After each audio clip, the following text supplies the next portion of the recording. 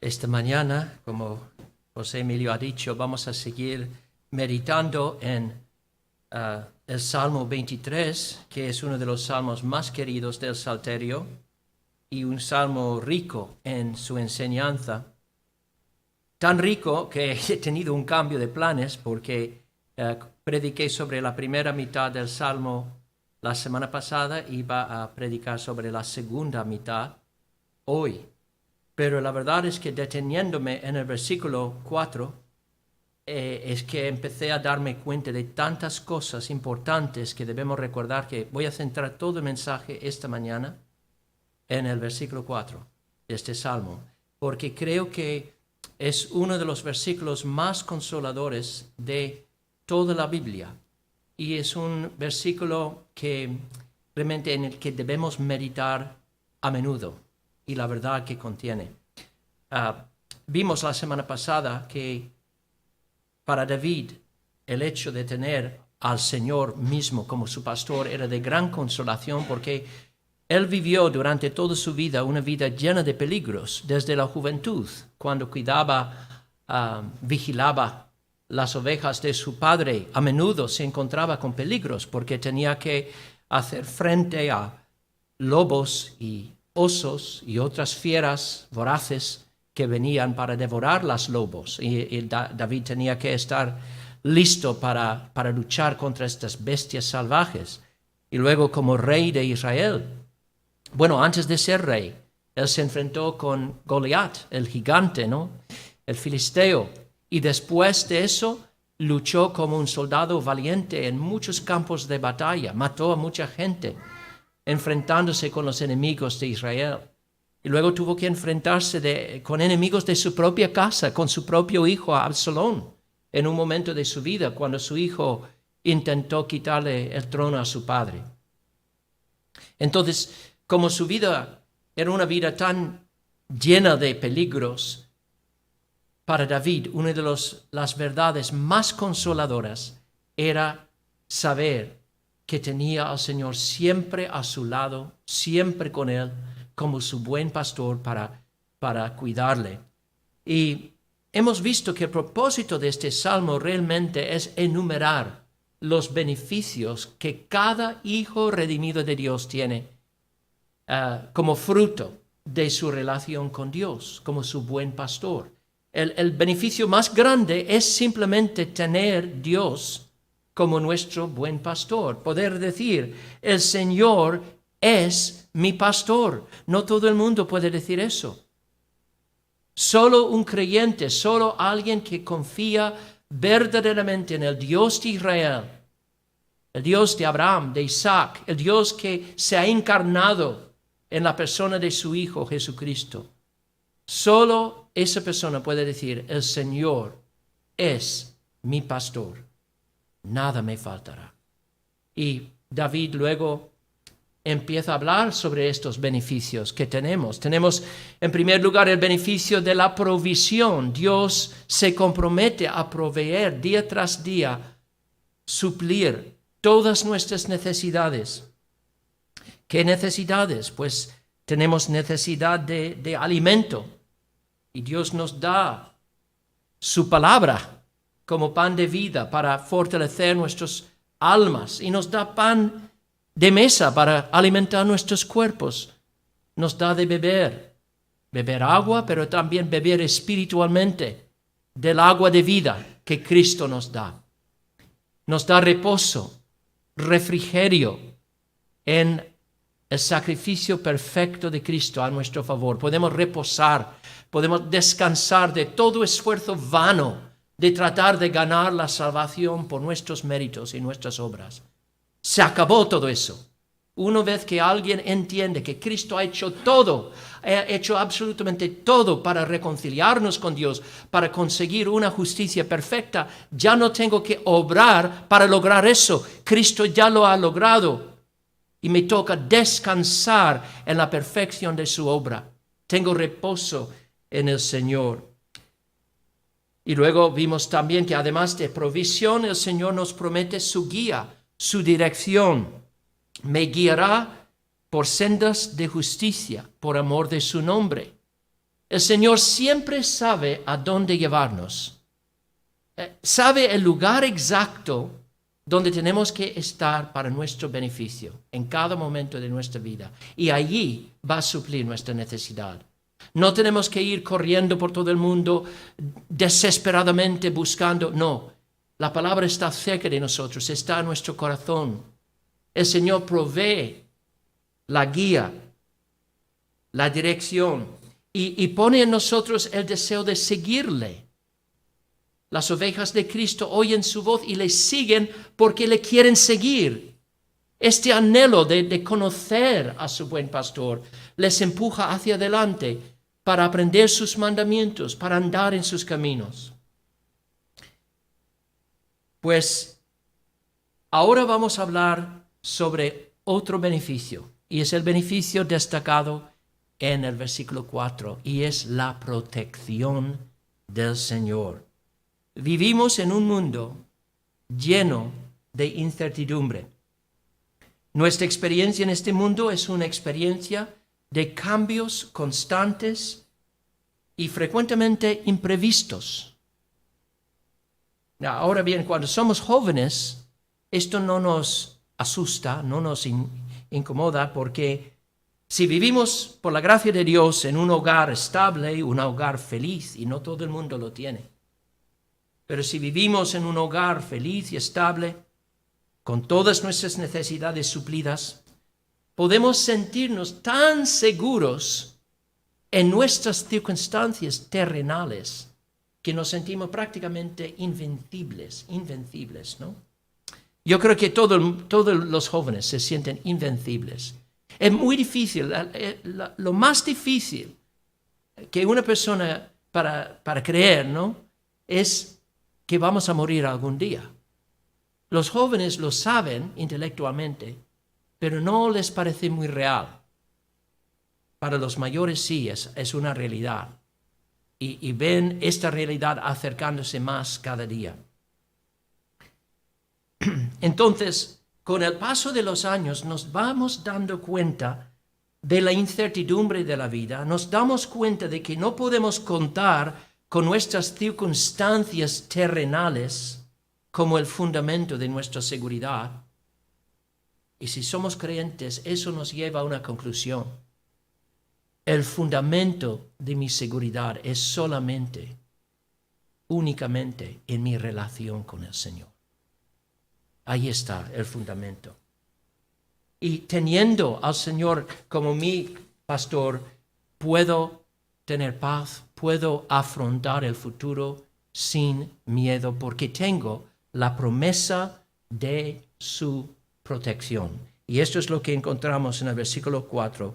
Aunque ande en valle de sombra de muerte, no temeré mal alguno, porque tú estarás conmigo, tu vara y tu cayado me infundirán aliento.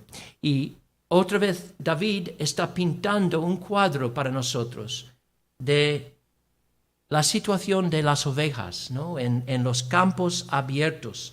En un sentido, cada campo, cada lugar donde las ovejas pastan, puede considerarse un valle de sombra de muerte.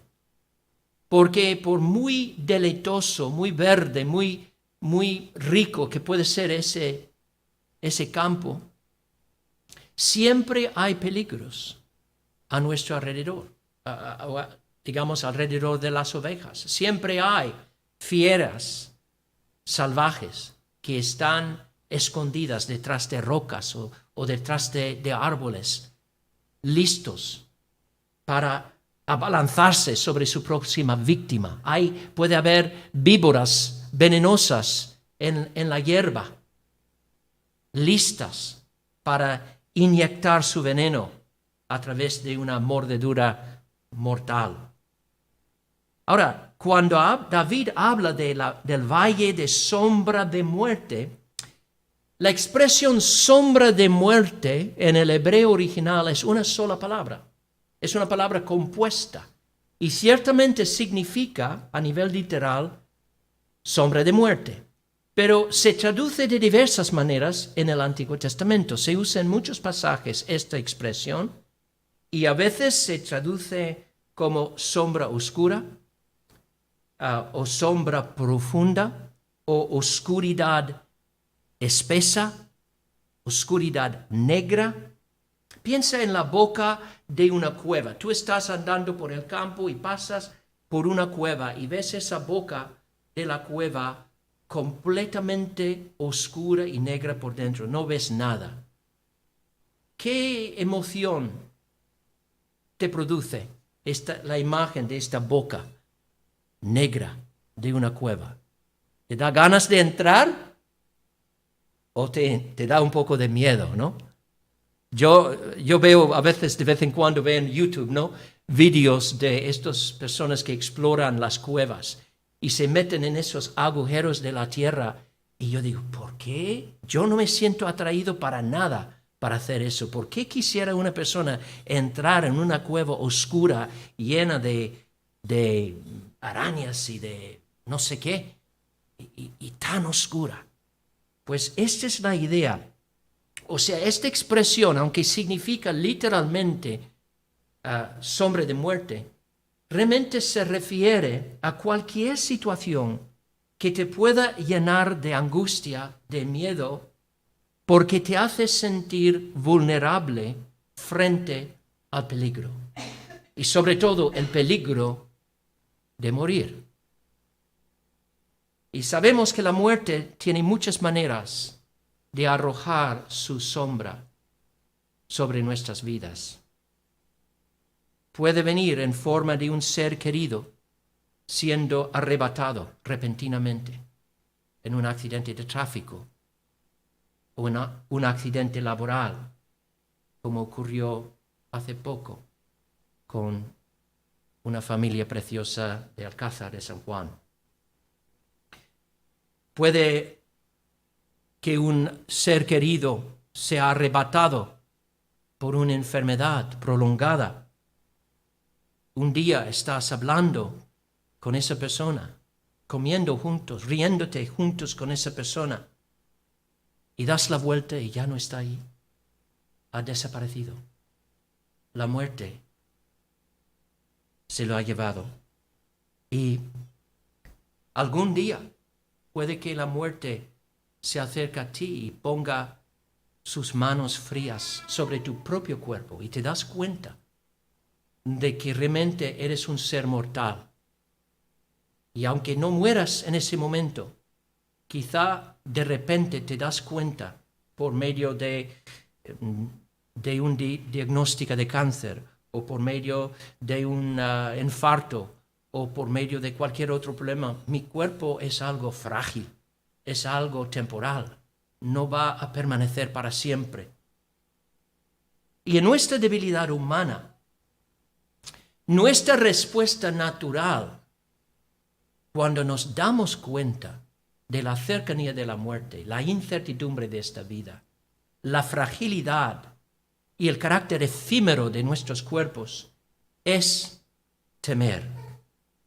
Podemos ceder a sentimientos de pavor o incluso sentirnos sobrecogidos de pánico porque sabemos que no hay nada, absolutamente nada, que podamos hacer para cambiar nuestras circunstancias. Quizá vas a un médico y escuchas palabras que nadie quiere escuchar, que te dice que tienes un tumor cerebral inoperable, o te da otro diagnóstico, y dices, no me digas eso, no quiero oír eso. ¿Por qué? Porque cuando entras en el valle de la sombra de muerte, la reacción más humana, más natural, por causa de nuestra debilidad, es temor. Nos sentimos de repente vulnerables. Sentimos miedo de lo que nos va a pasar en el futuro, miedo de morir. ¿Sabes una cosa? Aún los cristianos más fuertes en la fe, cristianos que han sido grandemente usados para el Señor, para avanzar la obra del reino, muchos de ellos han luchado con fuertes sentimientos de ansiedad y miedo en diversos momentos de su vida. Yo pienso, por ejemplo, en Juan Bunyan. Juan Bunyan fue el autor del libro El Peregrino. ¿Cuántos han leído El Peregrino? Algunos han leído, ¿no? Ese libro. Es un libro precioso, ¿no? Era un gran predicador, un gran escritor, pero era un hombre que sufría mucho con la ansiedad y sufría ataques de pánico durante su vida. Él era un hombre con un temperamento muy intenso, un poco obsesivo, compulsivo, y en su autobiografía espiritual, que se llama Gracia Abundante, él habla con franqueza acerca de estas luchas internas que tenía con la ansiedad y sobre todo con pensamientos intrusos que entraban en su mente en los momentos menos oportunos y que le causaban mucha aflicción. Dice, por ejemplo, he estado muy preocupado por la oración, pero a veces he sentido el diablo detrás de mí, tirando de mis ropas. También me instigaba continuamente en el tiempo de la oración para que terminara, para que dejara de orar, para que se apresurara. Ya había orado bastante y para que no se quedara más tiempo, para que siguiera desviando mi mente. A veces también lanzaba pensamientos tan perversos como que yo debía orar a Él o por Él. Y dice, a veces he estado escuchando la palabra y entonces la impureza, las blasfemias y la desesperación me tenían como cautivo ahí. A veces de nuevo mi mente era tan extrañadamente arrebatada y poseída con otras cosas. O sea, era un hombre que sufría de momento, en determinados momentos de estos ataques de pánico, de ansiedad, de miedo frente al futuro. O piensa en Lutero, el gran Lutero, el guerrero no para Dios. Pensamos que Lutero era como un hombre muy valiente. Él se ponía delante del emperador Carlos V y con gran valentía decía, mi conciencia es cautiva a la palabra de Dios, no voy a negar nada de lo que yo he escrito. Pero ¿sabéis una cosa? En la última etapa de su vida, cuando ya se envejecía y ya estaba sufriendo muchos problemas de salud, le venían momentos de gran debilidad cuando sentía duda y sentía temor y fuerte miedo del futuro. Quizá en parte porque sabemos que era un hombre muy odiado por mucha gente. Muchas personas le acusaban de ser un emisario del diablo, un hereje, un infiel. Y si un hombre está siendo atacado así durante toda su vida, pues es difícil que no pase por momentos de dudar de su propia identidad. Escribió en una carta a un amigo lo siguiente: durante más de una semana estuve cerca de las puertas de la muerte y del infierno. Temblaba en todos mis miembros. Cristo estaba totalmente perdido. Fui sacudido por la desesperación y la blasfemia de Dios. Nos duele oír palabras así de un hombre como Lutero, pero por otro lado, hermanos, nos debería animar porque nos muestra que si Dios usó Lutero, no era por nada de lo que estaba en Lutero. Dios usó a Lutero a pesar de su debilidad. Y es importante, yo pienso, que nos fijemos en el hecho de que estas luchas que él tenía con la ansiedad, con el miedo, aumentaron durante la última etapa de su vida. Parece extraño, pero a veces creyentes muy destacados, muy notables, que han servido al Señor fielmente durante años, que han luchado valientemente la buena batalla de la fe, en su vejez pueden sentirse más afligidos con sentimientos de debilidad, ansiedad, inseguridad y miedo frente al futuro. Y hay varios factores que pueden influir en esto. Yo creo que un factor principal es la multiplicación de los problemas físicos con el avance de los años. Cuanto más débiles nos volvemos como seres humanos, más conscientes somos de nuestra mortalidad y nuestra debilidad. Lutero, en la última etapa de su vida, sufrió de un montón de problemas físicos. Sufrió de problemas de digestión, de estreñimiento crónico, de mareos, de una pérdida de vitalidad física que en una ocasión le hizo desmayar en el púlpito. Sufrió de problemas de tinnitus, de un zumbido en los oídos que persistió durante meses. Sufrió de síntomas de angina de pecho. Una vez tuvo un ataque cardíaco, experimentó el terrible dolor aplastante de los cálculos renales. Después, junto con toda su familia, se vio afectado por la disentería. ¿Cómo se dice? No sé, disentería. Después de eso, padeció un doloroso absceso en el cuello y una perforación del tímpano. El hombre era un catálogo vivo de dolencias físicas. Es de sorprenderse que caía en momentos en un estado de depresión, de angustia, de ansiedad. El ser humano es una criatura débil. Y en la vejez, cuando se multiplican los problemas físicos, es comprensible que nos volvemos más conscientes de nuestra vulnerabilidad. Por eso incluso creyentes, y creyentes fieles, y creyentes espirituales, pueden pasar por momentos de temor, pensando en la muerte. Y hay varias razones. Un hombre que se llama Jim Denison menciona 3 motivos comunes que los creyentes mayores luchan con sentimientos de temor frente a la muerte. Una razón, dice Denison, es que no queremos que los que nos aman sufran por nuestra muerte. Nos preocupamos por nuestro cónyuge, nuestros padres, nuestros hijos, nuestros nietos, nuestros amigos. No queremos que sientan la pérdida que supondría nuestra muerte. O también nos puede preocupar el proceso de morir. Es comprensible, dice Denison, que tengamos miedo del dolor y el sufrimiento que la muerte puede traer, especialmente si nuestra muerte es el resultado de una debilidad, de una enfermedad debilitante.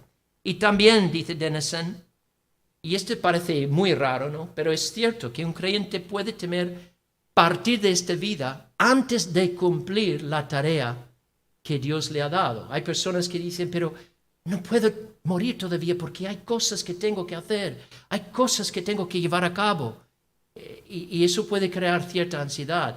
Yo puedo pensar en otras razones. Yo creo que los creyentes podemos sentir cierta ansiedad simplemente porque la muerte física para nosotros es una experiencia todavía desconocida.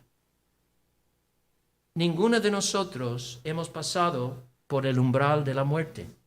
Y como a nuestra poca fe ese umbral parece oscura, parece envuelto en sombras, preferiríamos no ir por allí.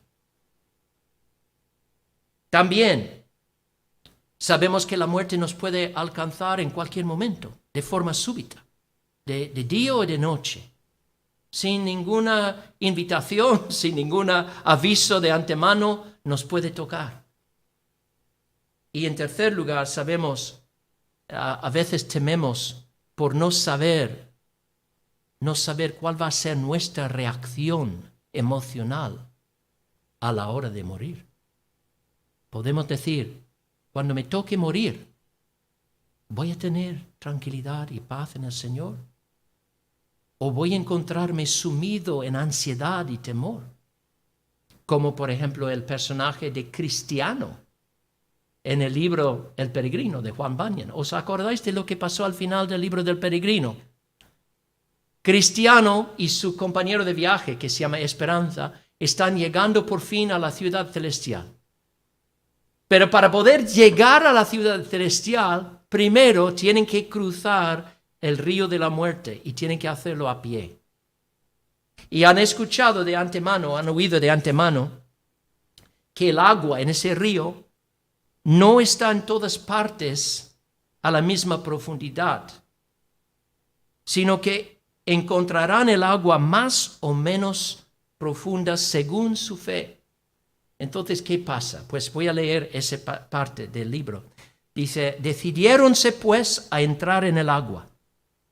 Mas apenas lo habían hecho, empezó Cristiano a sumergirse, exclamando a su buen amigo Esperanza, me anego en las aguas profundas, todas son hondas y sus alas pasan sobre mí. Esperanza contestó, ten buen ánimo, hermano, siento fondo y es bueno. Entonces dijo Cristiano, ay, amigo mío, hanme rodeado los dolores de la muerte y no veré la tierra que mana leche y miel. Y en esto cayó sobre Cristiano una grande oscuridad y horror, de tal manera que no podía ver lo que estaba delante. Perdió también sus sentidos en gran parte, de modo que no podía acordarse ni hablar cuerdamente de ninguno de los dulces refrigerios que había encontrado en su camino. Todas las palabras que pronunciaba daba a entender que tenía horror de corazón y temores de morir en ese río, y nunca tener entrada por la puerta de la ciudad celeste. Los circunstantes observaban también que tenía pensamientos muy molestos de los pecados que había cometido, tanto antes como después de hacerse peregrino. Se observó que estaba molestado además por las apariciones y fantasmas y espíritus malos, pues de vez en cuando lo indicaban sus palabras. Mucho trabajo, pues, costaba a Esperanza conservar la cabeza de su hermano por encima del agua, hablándole de la puerta y de los que en ella le estaban esperando. Pero la respuesta de Cristiano era, es a ti a quien esperan. Ha sido siempre Esperanza todo el tiempo que te he conocido. Seguro que si yo fuera acepto a él, ahora se levantaría para ayudarme. Pero por mis pecados me ha traído al lazo y me ha abandonado en él. Nunca, contestó Esperanza. ¿Has olvidado sin duda el texto en que dice, de los malos no hay ataduras para su muerte? Esas aflicciones y molestias por las cuales estás pasando en esas aguas no son señal alguna de Dios, de que Dios no te haya abandonado, sino que son enviadas para probarte y ver si te acuerdas de lo que anteriormente has recibido de sus bondades. Confía, hermano mío, Jesucristo te hace sano. Al oír esto, Cristiano prorrumpió en voz alta. Sí, ya le veo y oigo que me dice, cuando pasares por las aguas yo seré contigo, y cuando por los ríos no te anegarán. Y con estas pláticas se animaban mutuamente, y el enemigo nada podía con ellos. La verdad es que Juan Bunyan hace aquí una descripción muy viva, ¿no?, de lo que puede sentir un creyente frente a la muerte, porque sabemos, si somos honestos, que cuando nos toque morir, no nos vamos a encontrar en una condición de perfección. No vamos a tener una justicia propia a la que podamos aferrarnos en aquel momento. Vamos a ser conscientes de nuestros pecados.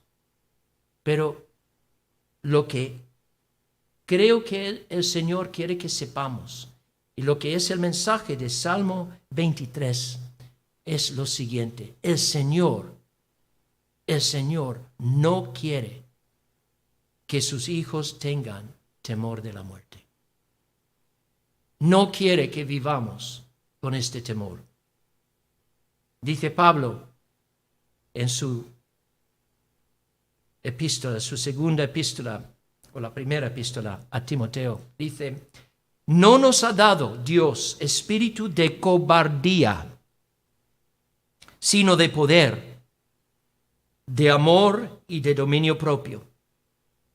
Y a los romanos escribe lo siguiente: no habéis recibido espíritu de esclavitud para estar otra vez en temor, sino que habéis recibido el espíritu de adopción por el cual clamamos Abba, Padre. Todo el Nuevo Testamento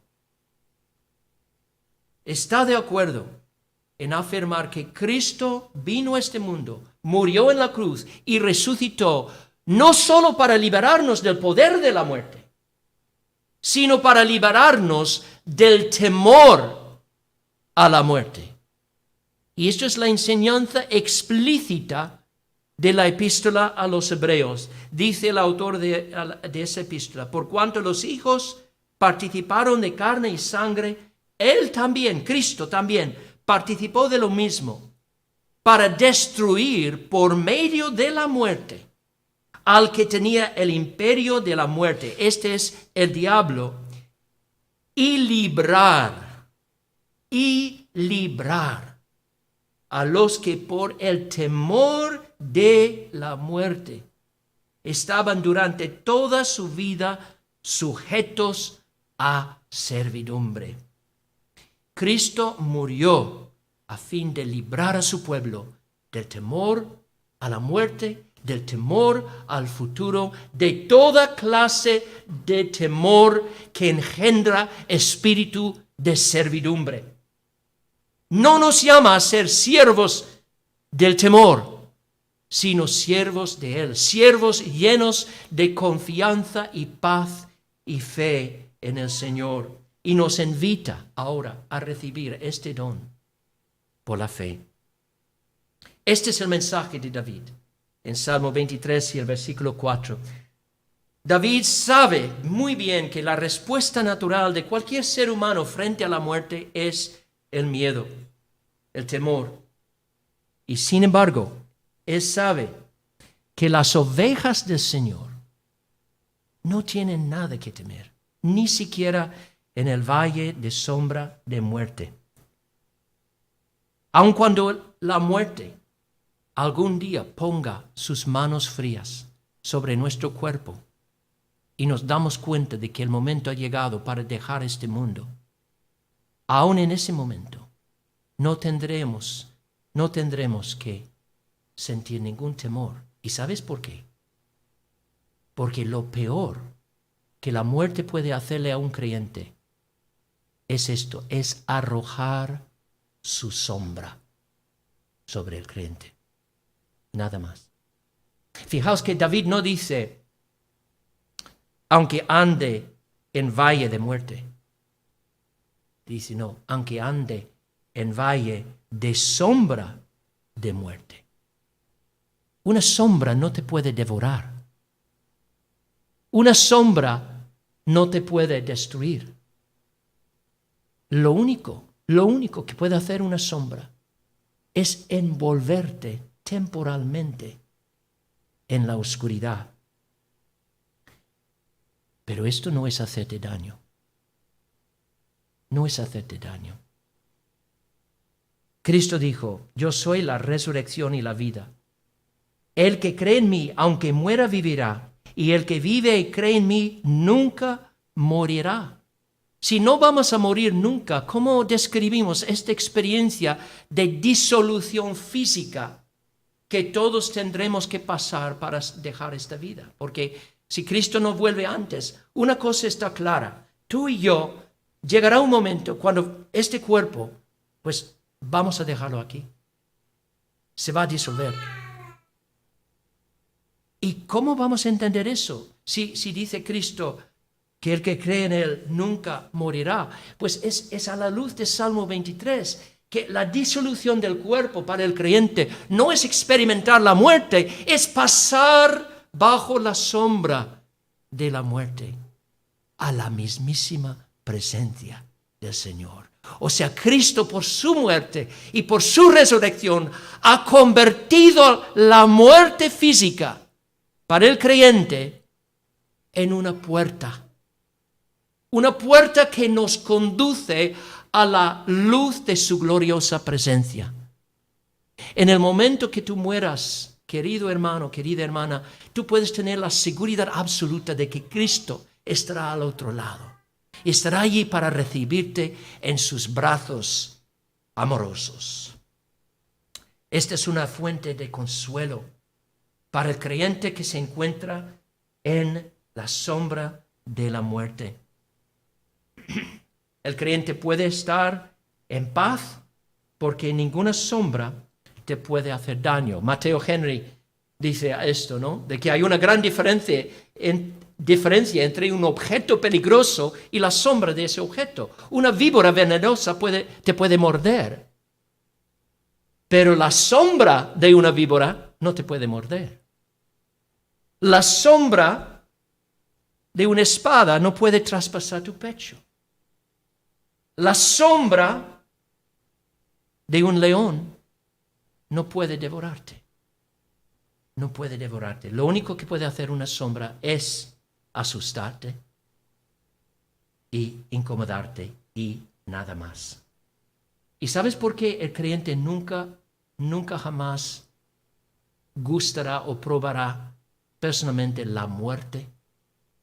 No va a probar el meollo de la muerte. No va a sentir su aguijón.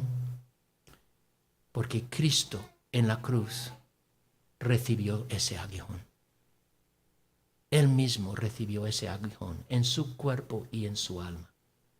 No sé si lo sabes, pero una abeja, dicen que una abeja solo puede picar una vez.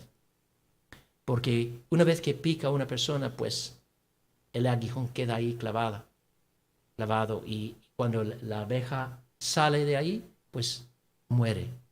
Porque aparentemente el aguijón está conectado a algunas entrañas y muere. O sea, solo puede picar una vez y después tú podrías coger esa abeja en tu mano y no te puede hacer ningún daño. Pues eso es lo que pasó en la cruz. Cristo recibió el aguijón de la muerte en su cuerpo y alma, y para el creyente no queda ningún aguijón. Queda solamente una sombra por debajo de la que tenemos que pasar. La presencia protectora del Señor está simbolizada en este versículo con la imagen de la vara y el cayado. Dice, tu vara y tu cayado me infundirán aliento.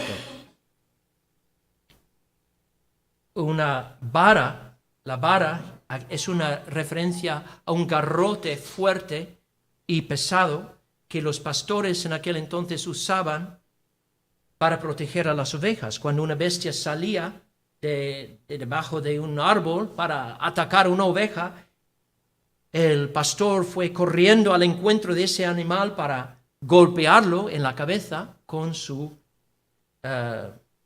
vara, con ese garrote, y matarlo. El cayado se refiere al bastón grande que llevaban los pastores, y ese bastón tenía un extremo, el extremo superior era estaba curvado, y el pastor usaba este cayado principalmente para guiar a las ovejas. Cuando las sacaba de mañana, iba andando y las ovejas, donde quiera que estuvieran, podían ver este cayado y seguían al pastor. Pero también tenían otros usos. De noche, por ejemplo, cuando el pastor llevaba al rebaño al redil, entonces ponía el cayado paralelo con la puerta del redil y contaba las ovejas, cada uno que pasaba por debajo del cayado, para asegurarse de que todos estaban presentes, que no había perdido ninguno. Y también cuando una oveja se descarriaba y se quedaba atascada en un saliente rocoso y no podía moverse de allí, el pastor podía alcanzar a la ovejita extendiendo el cayado, y con la parte curva del cayado podía elevar al animal y ponerle a salvo. Así que estas dos herramientas, la vara y el cayado, son símbolos de la seguridad de las ovejas, que nada puede ponerles en peligro, porque su pastor les cuida con estas herramientas, la vara y el cayado. Y necesitamos esta protección, porque hermanos, vivimos en un mundo caído, y en un mundo caído los que aman a Dios están rodeados de enemigos terrenales, en el sentido de que hay muchos que se oponen a los creyentes, pero también rodeados de enemigos espirituales que ni siquiera vemos. La Biblia habla de los poderes espirituales de maldad en lugares celestiales. Y nosotros no tenemos ninguna idea, no podemos imaginar la profundidad de la malicia de estos enemigos. A veces yo pienso en Satanás y en los demonios, ¿no? De que no hay ningún ser humano. Vemos en el mundo a personas súper maliciosas y muy perversas, pero no hay ningún ser humano que ha alcanzado el nivel de malicia de Satanás, ni tampoco que tiene su astucia, su inteligencia. O sea, tenemos enemigos formidables. Y si no tuviéramos al pastor, al Señor como nuestro pastor, no tendríamos esperanza. Pero sí, le tenemos como nuestro pastor. Y esta verdad ha dado aliento y ha dado fuerza a muchísimos creyentes a lo largo de los siglos. Es lo que le daba a pobre Lutero, con todos sus problemas y sus luchas, le daba la valentía para transformarse en un reformador de la iglesia, para tener la valentía de ponerse firme delante del emperador y decir, de aquí no me muevo. Esta verdad de tener al Señor como tu pastor, esta verdad ha dado aliento a grandes misioneros en el pasado que han ido a lugares salvajes, a lugares donde no había ningún conocimiento del Evangelio ni de Cristo, predicando a caníbales, a cazadores de cabezas, han predicado a pueblos paganos, corrían el riesgo de quedarse en mazmorras, hervidos en aceite, torturados y toda clase de muerte terrible. ¿Qué es lo que les daba valentía? Era esta verdad, que el Señor es mi pastor, nada me faltará. Él estará conmigo aún en valle de sombra de muerte. Douglas Macmillan es un pastor que fue un pastor de ovejas antes de ser pastor de hombres, ¿no? Y él tiene un libro precioso sobre el Salmo 23 que se llama El Señor mi pastor. Y él habla de cómo su propio padre murió. Su padre era un creyente muy comprometido, un hombre que había andado con Dios durante muchos años. Y acercándose a su último respiro, le dijo a su hijo, durante 40 años he seguido a Cristo. Durante 40 años he orado por la gracia de vivir para Cristo. 40 años he orado por la gracia de morir como un cristiano. Siempre he tenido miedo en secreto. Nunca lo he admitido, pero siempre he tenido miedo en secreto de no obtener la gracia para morir. Pero ahora veo lo estúpido que era. Dios no me daría la gracia que no necesitaba hasta que la necesitara. Y cuando la necesito, la tengo. Entonces le dijo a su hijo, no tengas miedo de la muerte. Va a ser maravillosa. Este es lo increíble del Evangelio. Transforma lo que es el rey de los terrores en una puerta de gozo, en una puerta que nos conduce a la misma presencia de aquel que nos ama como ningún otro. ¿Cómo podemos temer la muerte? Si somos las ovejas del Señor, Él está con nosotros ahora. Estará con nosotros en cada valle de oscuridad. Estará con nosotros cuando partamos de este mundo para ir a su presencia. Así que ten buen ánimo, hermano, hermana. El Señor está contigo, por lo cual tú puedes decir, no temeré. Amén. Vamos a orar. Señor, en esta mañana nos hemos centrado en una sola verdad, pero es una verdad preciosa que nuestros corazones necesitan. Señor, te pido que todos los días podemos reflexionar, por un lado, en nuestra mortalidad, recordando que nuestra vida es breve, que no va a durar para siempre aquí en la tierra, pero al mismo tiempo ayúdanos a recordar que Cristo ha vencido la muerte. Y teniendo a Él como nuestro gran pastor, no tenemos nada que temer de la muerte, porque la muerte es un enemigo vencido. Gracias, Señor, por este consuelo que nos das, por la promesa de tu presencia con nosotros ahora y en el momento de partir de este mundo. Te pido que tú nos des gran consuelo meditando en esta verdad y que este consuelo nos pueda fortalecer para vivir vidas valientes en el presente, vidas audaces. Gracias, Señor. En el nombre de Jesús. Amén. Vamos a ponernos de